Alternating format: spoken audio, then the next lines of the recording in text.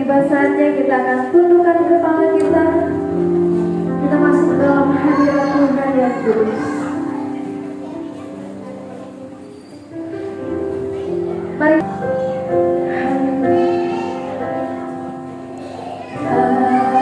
Alam semesta melukiskan kebesaran Tuhan, bumi dan surga.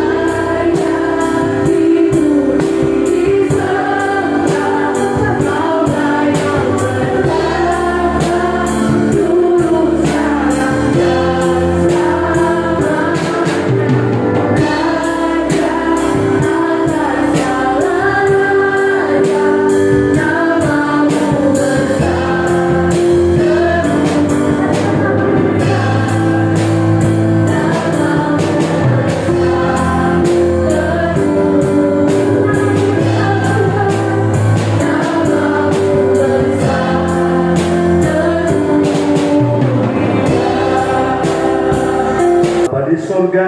Dalam nama Tuhan Yesus, Terima kasih buat kesempatan malam hari ini. Kami ada di sini kami rindu memasukkan, mengagungkan dan memuliakan Tuhan. pakai kami semua yang ambil bagian dalam pelayanan, dan kami semua yang ada di sini membawa hati kami, Kerinduan kami untuk memuliakan Tuhan. Bila Tuhan bertahta atas puji-pujian kami dan kami kami boleh merasakan lawatan jamahan Tuhan bagi kami semua. Terima kasih Tuhan, kami persembahkan ibadah ini dari awal sampai selesai. Bila nama Tuhan dimuliakan. Kami tidak izinkan kuasa jahat mau mengganggu kami hancurkan dalam nama Yesus.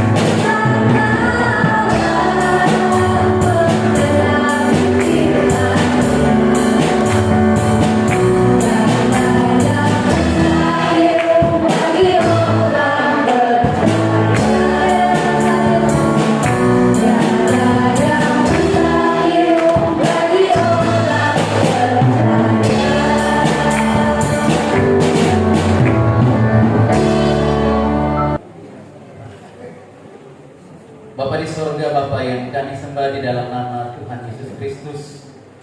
Kami bersyukur untuk kasih anugerah Tuhan bagi kami, penyertaan Tuhan sampai saat ini.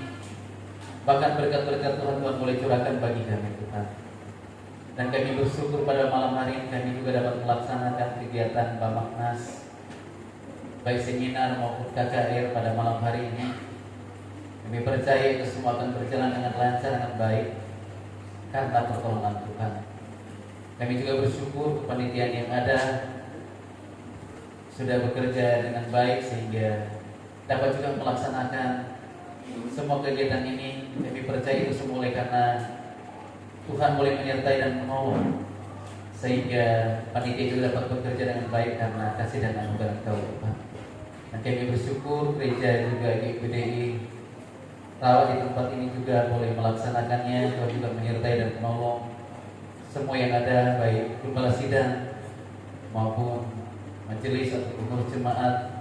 Tuhan juga menyertai dan menolong mereka semua Tuhan, memberkati sehingga kami percaya pelayanan-pelayanan yang ada di tempat ini dapat juga berjalan dengan lancar karena pertolongan Tuhan. Tuhan juga menyertai dan menolong setiap program-program jemaat Tuhan yang ada. Dan di dalam nama Tuhan Yesus kami berdoa dan bersyukur. Haleluya. Amin. Haleluya. Kita akan siapkan hati kita untuk kita boleh menerima berkat firman Tuhan. Kita mau katakan Engkaulah perisai.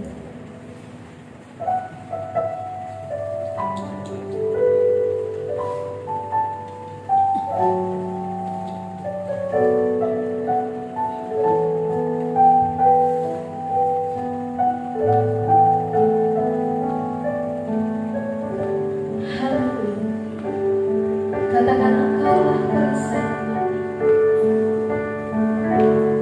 Engkaulah perisai.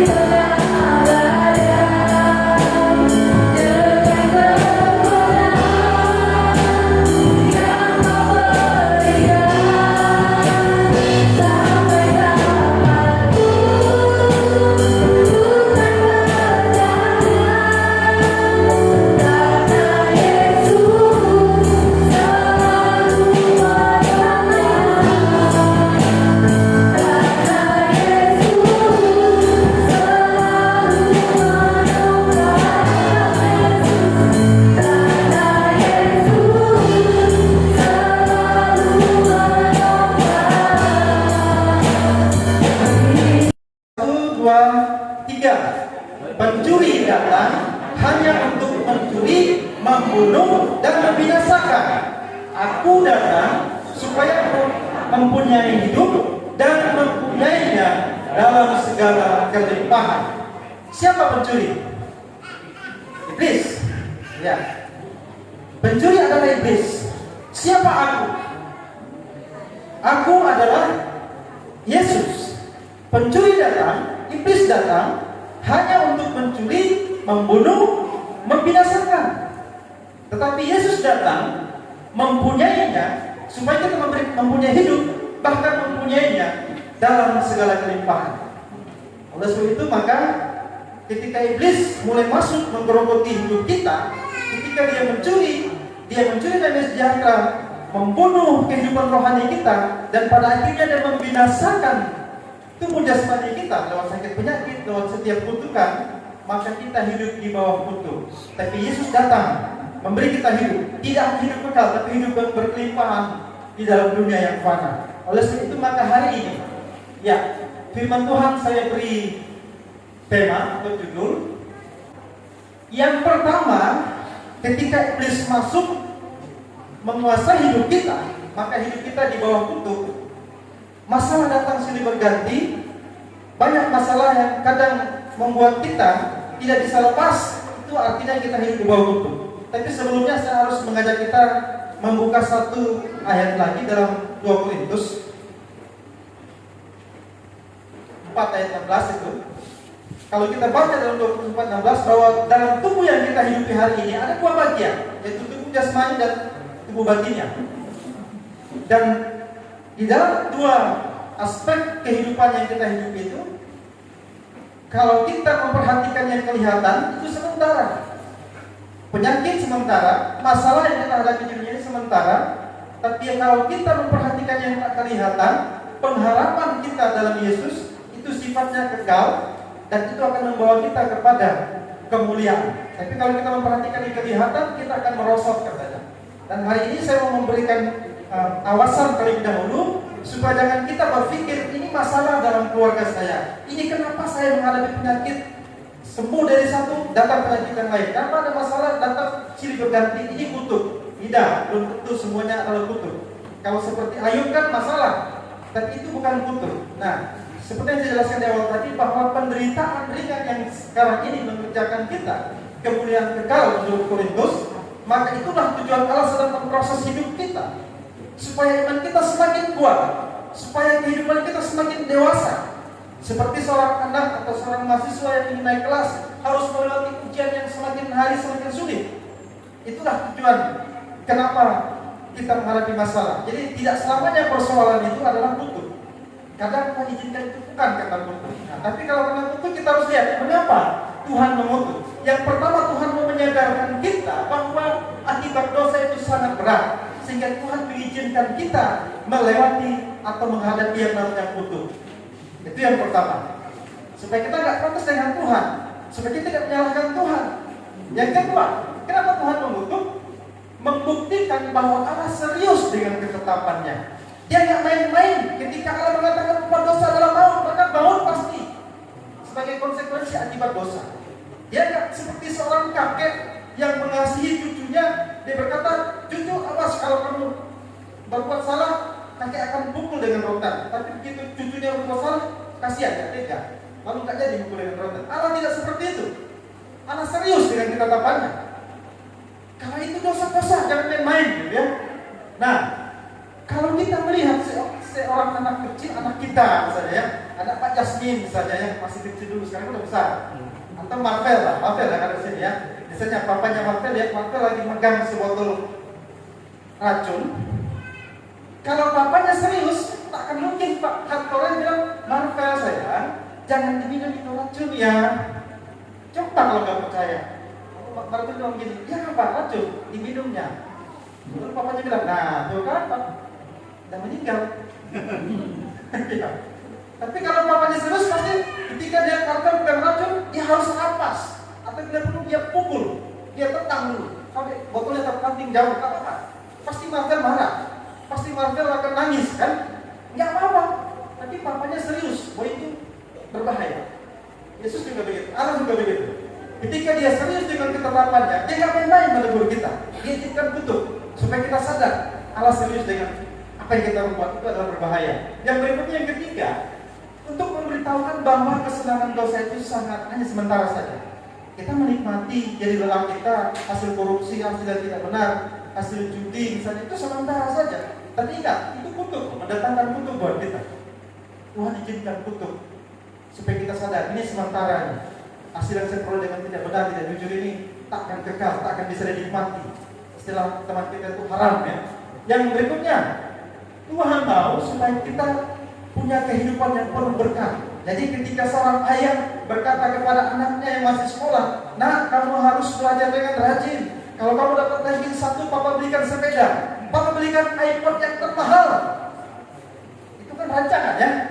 Tapi kalau kamu punya nilai rendah, kamu tidak dapat ranking, papa akan ambil sita handphonemu itu dan kamu dikurung di kamar. Tidak boleh main jam-jam orang-orang anak main, kamu diam di kamar.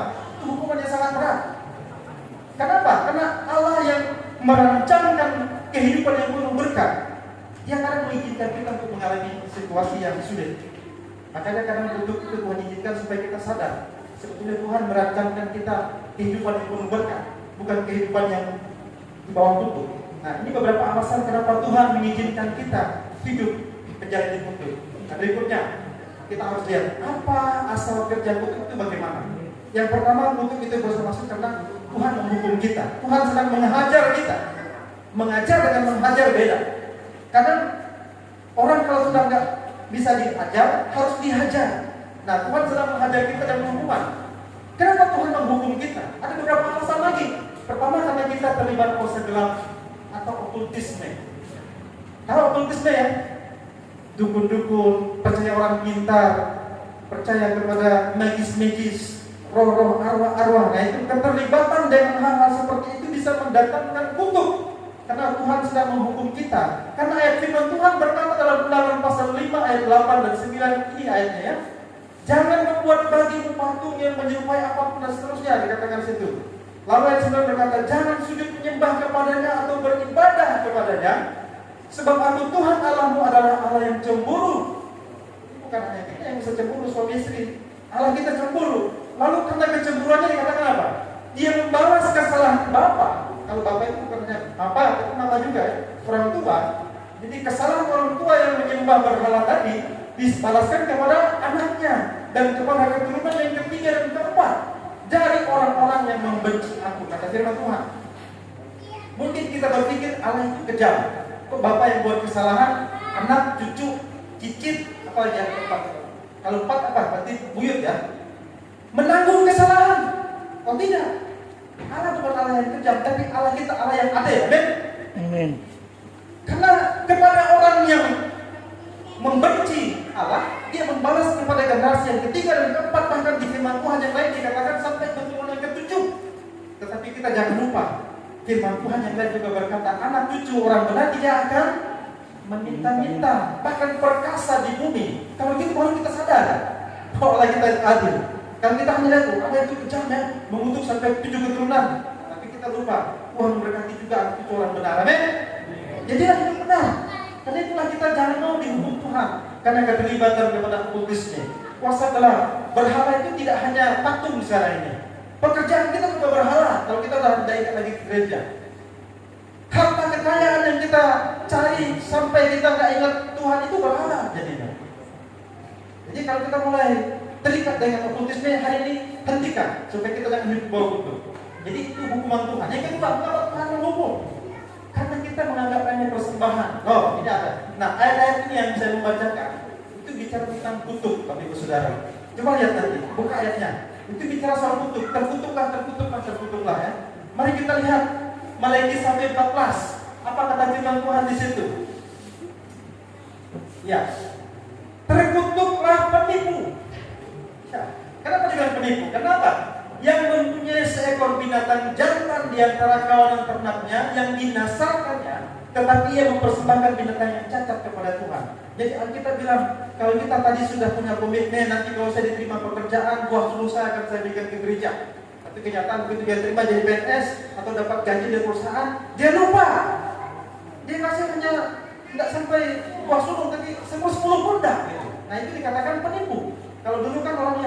memberikan persembahan harusnya yang terbaik. Lembu jantan yang tambun yang tidak bercacat, tapi dikatakan begitu eksekusinya dia yang patah kakinya, yang sakit-sakitan, itu kan menipu Tuhan. Dan itulah membuat dia hidup dalam kutukan. Hari ini mungkin kita harus ingat komitmen kita sejak awal.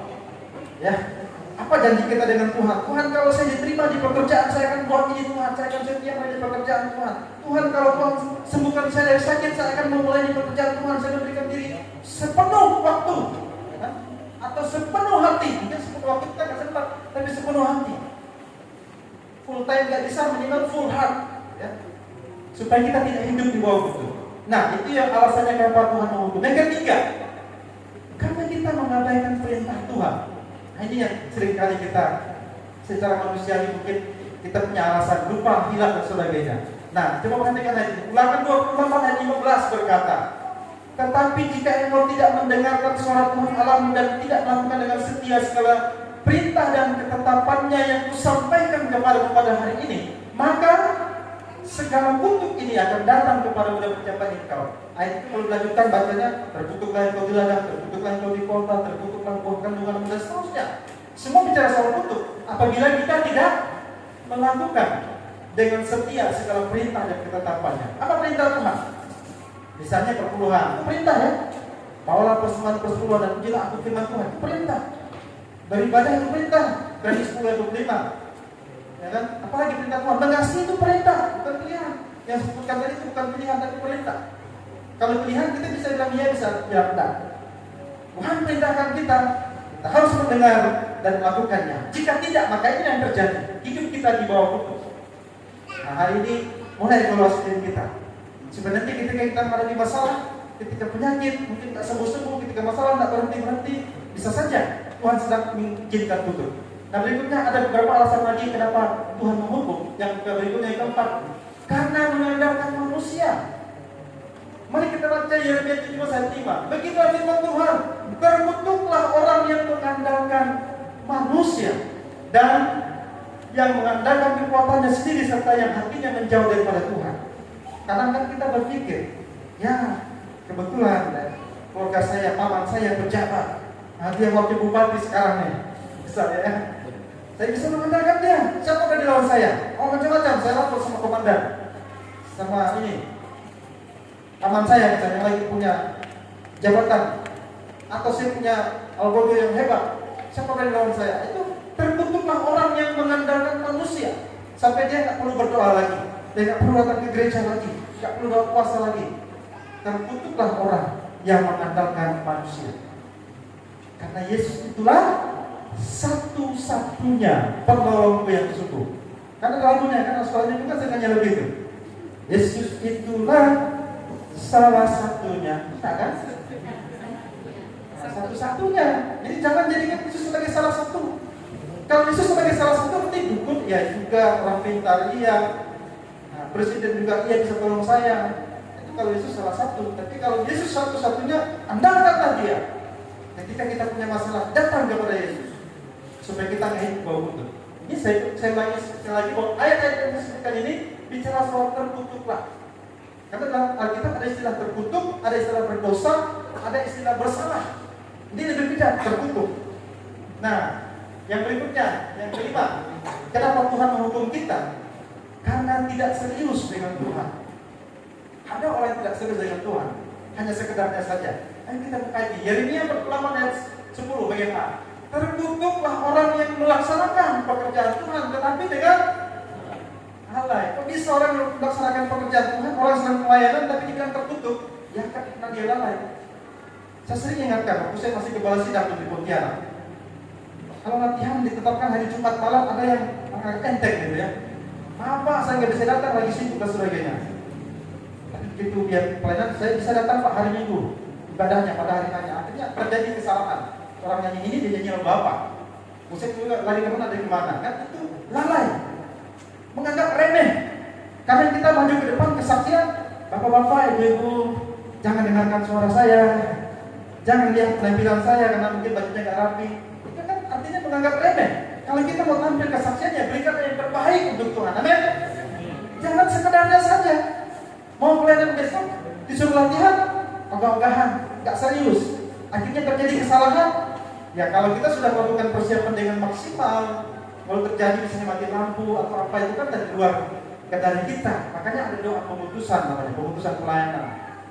Sebelum kita mulai ibadah, bahkan saat latihan ada persiapan doa pemutusan supaya kita bisa melayani dengan hikmat Tuhan, dengan kuasa Tuhan. Jadi kalau kita punya persiapan yang cukup, menganggap remeh persembahan kita dikatakan terkutuk. Siapa yang mau terkutuk di sini? Ada yang katakan kan? Karena kita semua diberkati Tuhan. Nah, itu yang pertama, asal kerja kutuk karena hukuman Tuhan. Yang kedua, kenapa bisa kutuk itu masuk? Karena ikatan iblis. Nah, ini kita melihat ayat ini. Matius 12 ayat 29 berkata demikian. Atau bagaimanakah orang dapat memasuki rumah seorang yang kuat dan merampas harta bendanya apabila tidak diikatnya dahulu orang kuat itu, sesudah diikatnya barulah ia dapat merampok rumah itu. Jadi penjahat yang masuk rumah orang kaya, kalau orangnya masih bangun, masih sadar, masih punya kekuatan untuk melawan, tidak mungkin dia berani masuk. Tapi dia akan cari cara bagaimana melumpuhkannya. Dia diikat dulu. Iblis juga begitu. Maka dikatakan dalam firman Tuhan tadi, pencuri datang hanya untuk mencuri, membunuh dan membinasakan. Dia bisa lakukan ketiganya itu kalau kita sudah dalam keadaan tak berdaya atau terikat. Bagaimana cara iblis mengikat kita? Nah, ini kita perhatikan satu-satu. Iblis mengikat kita dari dosa keturunan, itu pertama. Karena kita semua, saya sangat yakin sekali, kita semua keturunan dari satu orang, yaitu Bapak Adam. Adam jatuh dalam dosa, kita jatuh dalam dosa. Gara-gara Adam kita jatuh di dosa. Tapi nggak usah menyalahkan Adam juga sekarang, ya inilah dia. Karena dia tidak tahu apa yang dia berbuat. Nah, mari kita lihat ini, Roma 5 ayat 11 berkata, sebab itu sama seperti dosa telah masuk ke dalam dunia oleh satu orang, yang disebutkan Adam, dan oleh dosa itu juga maut, kematian, ya. Demikianlah maut itu telah menjalar kepada semua orang, karena semua orang telah berbuat dosa. Jadi ini dosa keturunan yang membuat kita hidup dalam atau di bawah kutuk. Kita nggak bisa menyangkal itu. Tapi puji syukur kepada Tuhan bahwa dikatakan dalam Yohanes 10:10 tadi yang kita baca, aku datang supaya kita memperoleh hidup. Maka sekarang di akhir firman Tuhan kita harus ambil keputusan bersama. Kita mau tetap hidup dalam kutuk atau kita mau lepas ke hidup dalam berkat Tuhan. Nah, yang pertama dosa keturunan. Kita harus sadari bahwa semua kita adalah keturunan Adam dan Hawa. Kita semua mewarisi dosa Adam. Yang kedua, nah ini yang seringkali kita lupa. Iblis mengikat kita karena kekosongan rohani. Ada orang yang rohaninya kosong? Ada. Mari kita lihat ini. Ayat firman Tuhan Matius 12 ayat 43-45 berkata demikian. Apabila roh jahat keluar dari manusia, ia pun mengembara ke tempat yang tandus mencari perhentian, tetapi ia tidak mendapatinya. Lalu ia berkata, aku akan kembali ke rumah yang telah kutinggalkan itu dalam tubuh kita, ya. Lalu berikutnya, maka pergilah ia dan mendapati rumah itu kosong. Setelah kita dilepaskan, setelah kita dipulihkan bertobat, lalu kita kosong, tidak diisi dengan firman Tuhan, maka dikatakan rumah itu kosong, bersih, tersapu dan rapi teratur. Ayat 45 berkata, lalu dia keluar dan mengajak 7 roh lain yang lebih jahat daripadanya, dan mereka masuk dan berdiam di situ. Maka akhirnya keadaan orang itu lebih buruk daripada keadaan semula. Itu luar biasa mengerikan. Kalau kita tadinya sudah mungkin digerakkan di jamaah Roh Kudus, kita bertobat, kita sudah lahir baru, tapi kehidupan kita tidak diisi dengan praise and worship, tidak diisi dengan firman Tuhan, dengan konseling, dengan apa saja yang bisa membangun iman kita. Kosong kehidupan rohani kita, iblis ngintip. Yang tadi sudah keluar, sudah kita usir, gitu. Dia balik lagi, kosong. Tidak diisi. Maka bersiap-siaplah. 7 roh dikatakan yang lebih jahat akan masuk dan kita terikat di sini. Kita nggak bisa lepas. Itu sebabnya iblis mengikat kita. Karena ada kekosongan rohani. Jadi kekosongan rohani tidak hanya kita isi di gereja saja. Mungkin kita di gereja hanya sekali seminggu atau 3 kali seminggu. Tapi kita bisa dengar lagu-lagu rohani, kita bisa dengar, sekarang lebih canggih ya, ada YouTube, ada apa lagi, MP3 misalnya, khotbah-khotbah pendeta yang kita suka, idola kita, silakan kita cari di YouTube banyak, supaya rohani kita jangan kosong, iman kita jangan kendor, tapi kita harus tetap memotivasi diri kita untuk menghadapi situasi tantangan zaman yang semakin berat ini. Jangan sampai hidup kita diikat oleh iblis karena kekosongan rohani tadi. Nah, yang ketiga, bagaimana cara iblis mengikat kita? Karena kita tidak menghargai Roh Kudus. Saya kutip Galatia 5 ayat 16-17, demikian firman Tuhan. Maksudku ialah hiduplah oleh roh, maka kamu tidak akan menuruti keinginan daging. Ayat 17 berkata, sebab keinginan daging berlawan dengan keinginan roh, dan keinginan roh berlawan dengan keinginan daging. Karena keduanya bertentangan, sehingga kamu setiap kali tidak melakukan apa yang kamu kehendaki. Karena dalam diri kita ini bertentangan, dua roh itu ya, roh kedagingan dan roh kudus. Tapi Paulus bilang memang roh memang menurut tapi daging lemah. Nah, terus kita harus bertumbuh, menghargai roh kudus. Karena kalau kita tidak menghargai roh kudus, kita akan terus dikalahkan oleh keinginan daging. Sehingga Paulus berkata, setiap kali kamu punya kehendak melakukan yang terbaik, tapi karena kedagingan itu berkuasa, lebih dominan dalam kehidupan kita kalah terus, gitu ya. Itu yang saya katakan dalam 2 Korintus 4:16 tadi, kita harus memperhatikan yang tak kelihatan, bukan yang kelihatan, yaitu penderitaan, ejekan orang, fitnahan orang, bukan kelihatan dan sementara, supaya kita jangan dikalahkan oleh keinginan daging. Kalau kita memperhatikan fitnahan orang, sakit hati, kita akan cenderung membalasnya. Tapi mari kita menghargai Roh Kudus supaya kita akan dipandu, dituntun. Roh Kudus akan membawa kita untuk bisa menang atas keinginan daging. Amin. Nah, dalam hal kita tidak menghargai Roh Kudus ada 3 tingkatan. Saya dapatkan dari beberapa tulisan. Ya. Yang pertama, ada yang disebut dengan membukakan Roh Kudus. Misalnya begini, ketika kita melakukan kesalahan, pasti nurani kita berbisik. Roh Kudus bilang jangan, itu dosa. Begitu kita sudah muncul di WhatsApp kita, di Facebook kita, situs porno gitu ya. Nah, Roh Kudus bilang, itu dosa, jangan diteruskan, jangan dibuka link itu. Tapi kadang karena rasa penasaran kita bikin, nggak apa-apa lah, saya ingin lihat, penasaran. Nah, Roh Kudus kita lawan, dia berduka. Kita mendukakan Roh Kudus.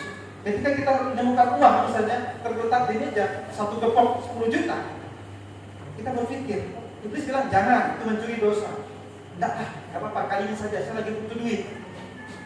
Jadi kita kompromi, akhirnya kita lakukan pencurian itu. Roh Kudus berduka, kita mendukakan roh.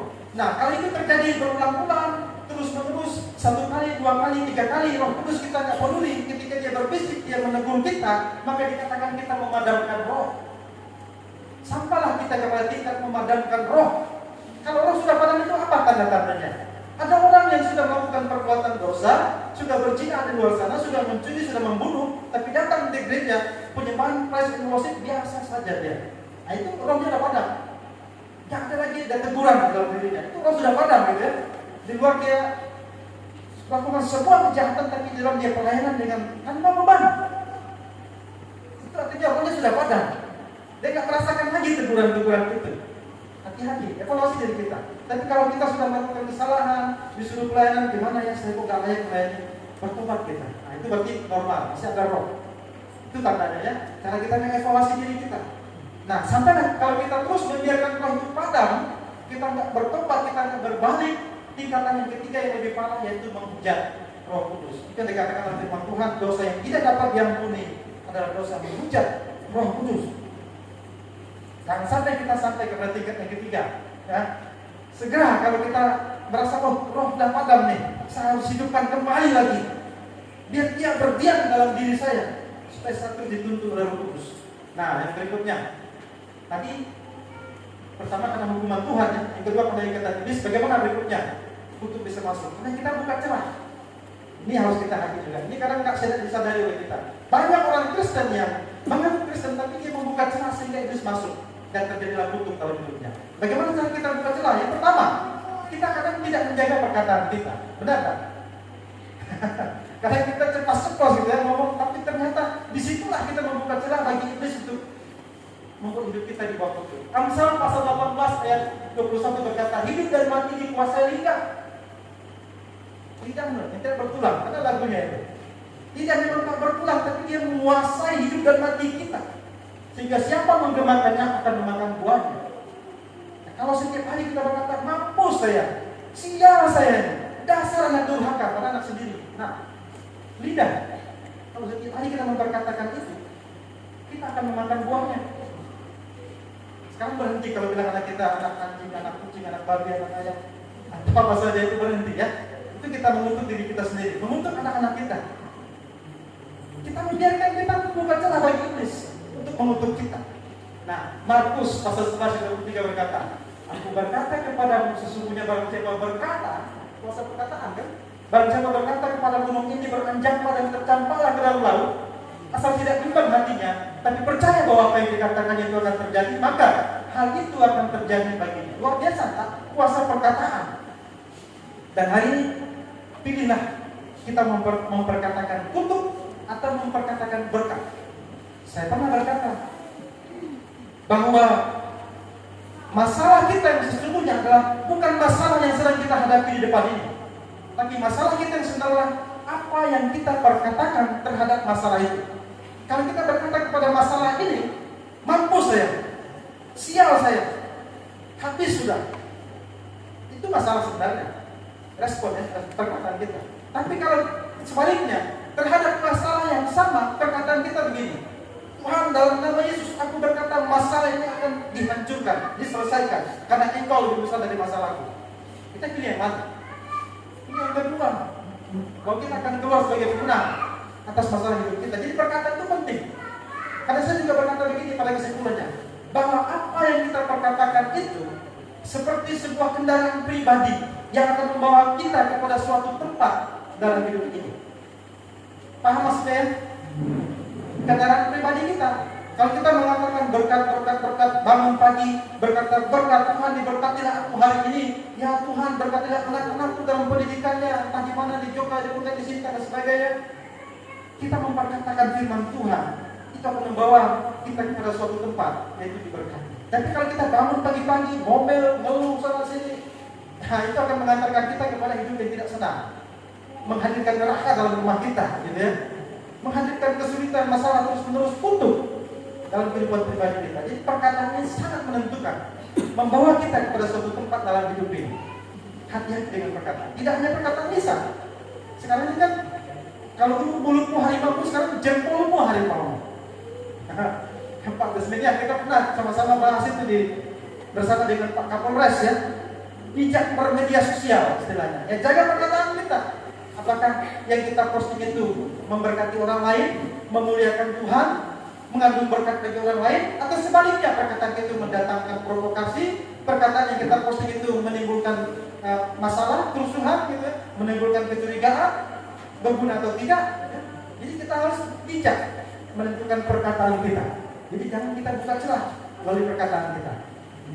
Yang kedua, bagaimana kita buka celah? Hati. Orang yang tidak kenal Tuhan pun bisa ciptakan nabi.